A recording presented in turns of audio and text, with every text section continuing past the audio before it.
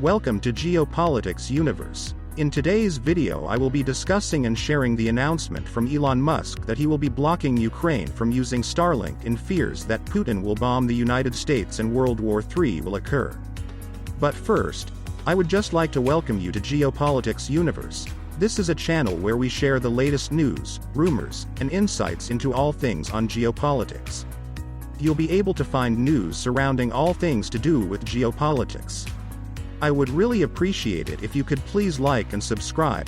Also, I just wanted to announce, as we are a new channel which is growing by the day, we will be launching a giveaway for a $50 Amazon gift card. All you have to do to enter is like and subscribe. The giveaway winner will be announced in due course. Now let's carry on with the video. Elon Musk personally rejected a Ukrainian request to extend his satellite internet service to Crimea, fearing that an effort to retake the peninsula from Russian forces could lead to a nuclear war, the influential political analyst Ian Bremmer said in a newsletter published on Monday. Following Russia's invasion of Ukraine in February, Musk and the US government provided Kyiv with thousands of Starlink systems, enabling Ukrainian forces to communicate in what had previously been dead zones. The low energy requirements of the service's satellite receivers have enabled connection to reconnaissance drones, providing valuable real-time intelligence on Russian movements and the ability to target them, Yahoo News reported in August. But recently there have been problems. Last week, a senior Ukrainian government official told the Financial Times reported that the service was suffering catastrophic outages on the front lines, prompting speculation that it had been shut off in areas controlled by Russia, perhaps to prevent the Kremlin from exploiting the network. On Twitter, Musk said he could not comment on battlefield conditions, saying, "That's classified." But Bremmer, the founder and president of the political risk research firm Eurasia Group, said on Monday that in a conversation with Musk in late September, Musk appeared to confirm that the satellite service was being intentionally disabled.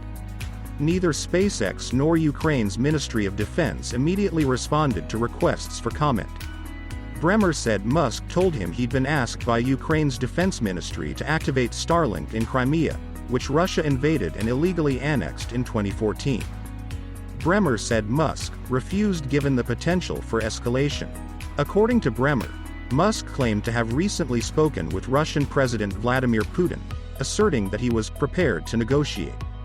Musk this month proposed a Ukraine peace plan seen as aligning with Russian interests.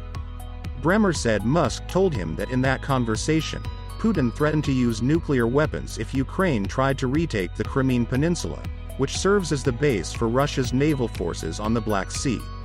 On Twitter, however, Musk flatly denied having any recent conversation with the Russian leader, writing on Tuesday that he had spoken to Putin only once, and that was about 18 months ago. The subject, he said, was space. Bremmer was likewise adamant, tweeting that Musk told me he had spoken with Putin and the Kremlin directly about Ukraine. Russian forces have been losing ground in Ukraine's south and have lost huge swaths in Ukraine's east as they pressed into regions Russia declared it had annexed, sparking concern among arms control experts about whether Putin and his top advisors may contemplate an attack with a nuke from their vast arsenal in an attempt to staunch their losses. In a speech on Friday, an increasingly unhinged Vladimir Putin, facing battlefield setbacks abroad and growing dissent at home, railed against what he portrayed as a hypocritical and gender-mad West. His address included a transphobic rant about sex change operations and outright Satanism, as he announced the formal annexation of occupied eastern Ukraine, territory he said that Russia would defend with all the means at our disposal. The Russian president is no stranger to colorful attacks on liberalism and, indeed, nuclear threats. Days after he ordered the February 24 invasion, Putin tried to intimidate Ukraine's allies by announcing that he was putting his country's nuclear forces on a heightened state of alert and warning that those who continued supporting Ukrainian armed resistance would face consequences they have never seen. But that threat was almost subtle compared to those made in the months since. Earlier this week, Putin warned that Russia's potential use of nuclear weapons was not a bluff. Dmitry Medvedev, deputy chairman of Russia's Security Council and always eager to demonstrate his loyalty to Putin and his special military operation, echoed the remarks days later, saying that Russia could use nuclear weapons in Ukraine, without asking anyone's permission, without long consolations, if it felt, the very existence of our state, now expanded to include the Donbass region, were threatened. In other news, Elon Musk is embroiled in a new Twitter spat, this time with Ukrainian government officials. It started on Monday, when Musk posted a poll on Twitter about a peace plan for the war in Ukraine. The poll triggered backlash, with Ukrainian diplomats lambasting Musk over the poll, which seemingly parroted the Kremlin's talking points.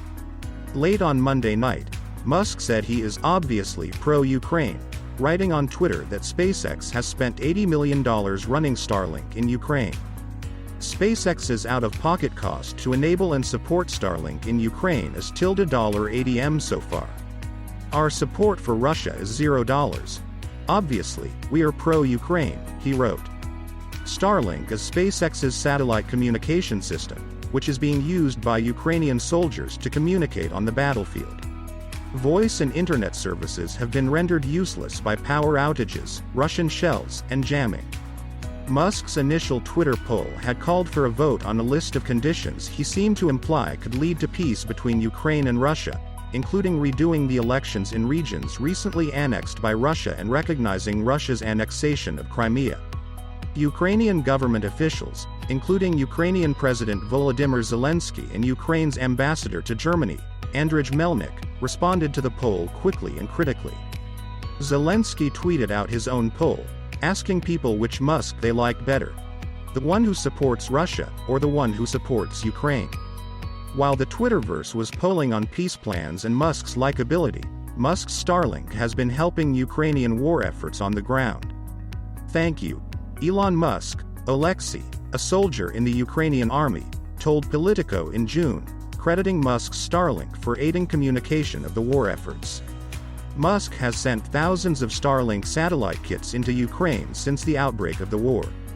This serves both ways, as he's using the opportunity to test these satellite services, which he's also trying to sell to other countries, per the Wall Street Journal. Without Starlink, we would have been losing the war already, one platoon commander on the Izium front in Ukraine. Thanks so much for watching till the end. Please like, comment and subscribe and turn the notification bell on so you never miss a video. I would really appreciate it if you do this, as it really helps support the channel. On this channel we share the latest news, rumors, and insights into all things on geopolitics. You'll be able to find news surrounding all things to do with geopolitics around the world and more. Until next time, see you later.